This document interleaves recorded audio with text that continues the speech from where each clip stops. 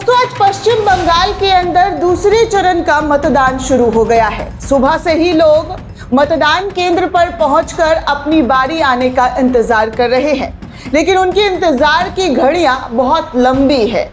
जो कई महीनों से निष्पक्ष चुनाव कराने की बात कर रहे थे, वो निष्पक्षता कहां और कैसे नजर आ रही है, ये सब कुछ आपको इस रिपोर्ट में मिलने वाला है।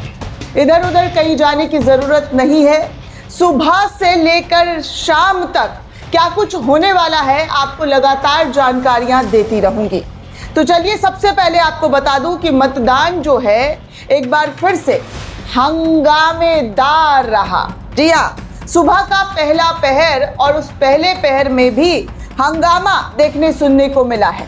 2 लोगों को हिरासत में ले लिया गया है। पुलिस उन्हें टांग कर ले गई है। क्यों ले गई है, किस वजह से ले गई है, ये सब कुछ आपको पता चलने वाला है। क्योंकि जो भय मुक्त चुनाव कराने की बातें किया कर रहे थे, उनका भय मुक्त पश्चिम बंगाल में कैसा है और कितना है, वो सब कुछ आपको पता लगने वाला है। दोस्तों, ईवीएम को लेकर तो आप सब अच्छे से जानते ही हैं कि आपका और इस देश के कई लोगों का भरोसा डगमगाया हुआ है।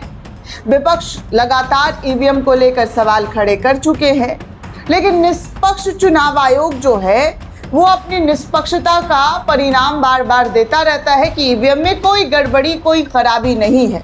अब आप सोचिए, महीनों पहले से इस पश्चिम बंगाल में चुनावी प्रक्रिया की तैयारी हो रही थी, लेकिन जब चुनाव वाला दिन आया, जो स्पेशल डे होता है, आज लोकतंत्र का सबसे बड़ा महापर्व है, उस महापर्व में जब जनता अपने घरों से निकलकर अपने वोट का, जी हाँ, अपना एक कीमती वोट दर्ज कराने मतदान केंद्र पर पहुंचती है, तो क्या पता चलता है कि ईवीएम खराब है, ईवीएम काम नहीं कर रहा है।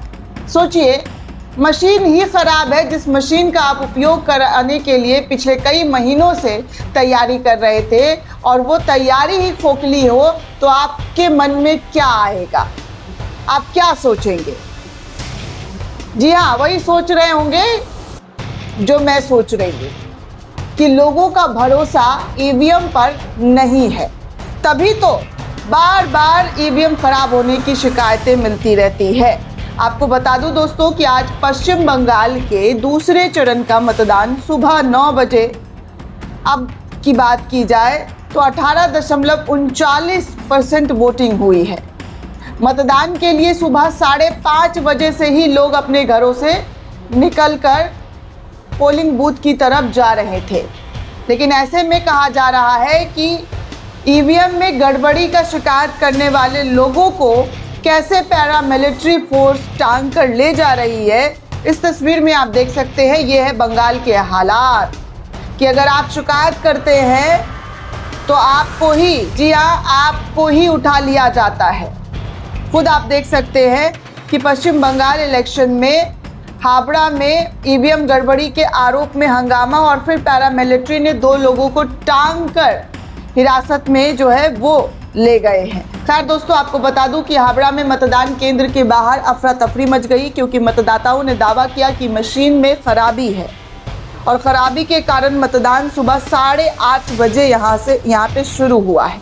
सीआरपीएफ कर्मियों के लोगों को हिरासत में जो है लेते हुए देखा गया है। आरोप ये भी है कि कुछ लोग मतदान प्रक्रिया में बाधा डालने की कोशिश कर रहे थे।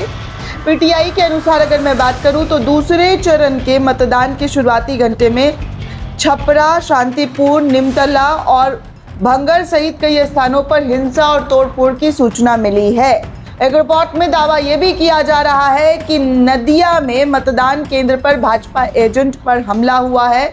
भाजपा नेताओं ने आरोप लगाया कि नदिया जिले के छपरा बूथ नंबर 53 पर सत्ताधारी टीएमसी से जुड़े बदमाशों ने एक मतदान एजेंट पर ही अटैक कर दिया है। वहीं बल्ली में ईवीएम में खराबी के कारण हिंसा भड़क गई। पीटीआई के रिपोर्ट के अनुसार अगर बात करूं तो सीआरपीएफ कर्मियों ने 2 लोगों को हिरासत में लिया। एक वीडियो में एक टीम एक व्यक्ति को सड़क पर ले जाते हुए दिख रही है, जैसा कि मैंने आपको पहले ही वो तस्वीर दिखा दी है। वहीं अंटाली विधानसभा क्षेत्र से भाजपा उम्मीदवार प्रियंका तिब्रवाल कोलकाता के एक मतदान केंद्र पर वोट डालने गई थी, जहां उनको एक व्यक्ति से जुबानी विवाद हो गई। एएनआई के अनुसार बूथ छोटा होने के कारण उम्मीदवार के मतदान एजेंट को वापस भेज दिया गया और इस विवाद में तृणमूल का एजेंट भी शामिल हो गया। इसके बाद दोनों एजेंट बाहर भेजे गए। इस विवाद का एक वीडियो भी सामने आया है, जिसमें भाजपा उम्मीदवार वहां मौजूदा अधिकारियों पर चिल्लाते हुए, गरजते हुए सुने जा रहे हैं। दोस्तों, आपको बता दूं कि बुधवार को मतदान करने के लिए बाहर निकलते समय मतदाताओं को छाता लेकर निकलना पड़ रहा है, क्योंकि पश्चिम बंगाल में बहुत ही ज़्यादा गर्मी है। महुआ मोइत्रा ने अपना पहला वोट जो है वो दिया है। आज मतदान केंद्र पर उन्होंने खुद वोट करके सोशल मीडिया पर पोस्ट किया कि vote for Mamata Banerjee rules, Jai Hind जय बांग्ला। इस तरीके की चीज़ें जो है वो देखने सुनने को मिल रही है, लेकिन हालात दोस्तों बद से बदतर बने हुए हैं। आप खुद देखिए कि मारपीट जैसी स्थिति यहाँ पर देखने सुनने को मिल रही है। चुनाव प्रक्रिया में लगातार बाधा देने की बातें कही जा रही है कि कैसे बाधा जो है वो डाला जा रहा है, जिसकी वजह से लोगों को काफ़ी परेशानियों का सामना करना पड़ रहा है। पश्चिम बंगाल में जिस तरीके से चीज़ें देखने सुनने को मिल रही है, वो साफ तौर पर बताया जा रहा है कि यहाँ हंगामा जमकर हो रहा है। और इसी हंगामे के बीच ममता बनर्जी के भतीजे और टीएमसी से सांसद अभिषेक बनर्जी ने वोट करते हुए कहा कि इस बार भाजपा को 50 सीटें, जी हाँ 50 सीटें मिलने वाली हैं। ये बातें भी भारतीय जनता पार्टी को लेकर टीएमसी के जरिए दावा कर दिया गया है। आगे दोस्तों आपको बता दूं तो कोलकाता में पश्चिम बंगाल की मुख्यमंत्री और भवानीपुर विधानसभा सीट से टीएमसी की उम्मीदवार ममता बनर्जी ने कहा कि देखिए हमारे कार्यकर्ताओं को रात में कैसे पीटा गया है। इस जुल्म को देख लीजिए, किस तरीके की गुंडागर्दी पश्चिम बंगाल में चलाई जा रही है। वोटिंग ऐसे नहीं होती है, वोटिंग शांति तरीके से होती है। ये लोकतंत्र का त्यौहार है, लेकिन उन्होंने इसे पूरी तरीके से बर्बाद कर दिया है।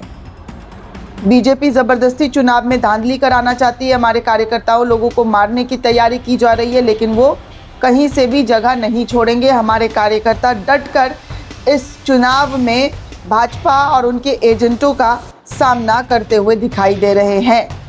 तो ये दोस्तों इस वक्त हालात बने हुए हैं कि कैसे, जी हाँ, किस तरीके से जो है यहाँ लोगों को डराने की, धमकाने की राजनीति की जा रही है। वहीं दूसरी तरफ आपको बता दूं दोस्तों, तो हमारे मोदी जी कोई भी ऐसा काम नहीं है जिसमें लाइमलाइट बटोरने की कोशिश ना कर रहे हो।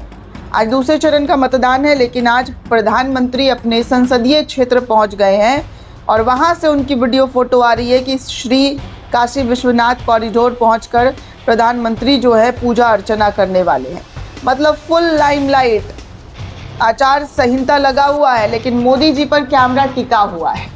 उनकी तमाम चीज़ों को गोदी मीडिया कैसे कवरेज करता हुआ दिखा रहा है वो आपके सामने है दोस्तों। पल पल की अपडेट देती रहूँगी, चैनल के साथ बने रहे। शुक्रिया।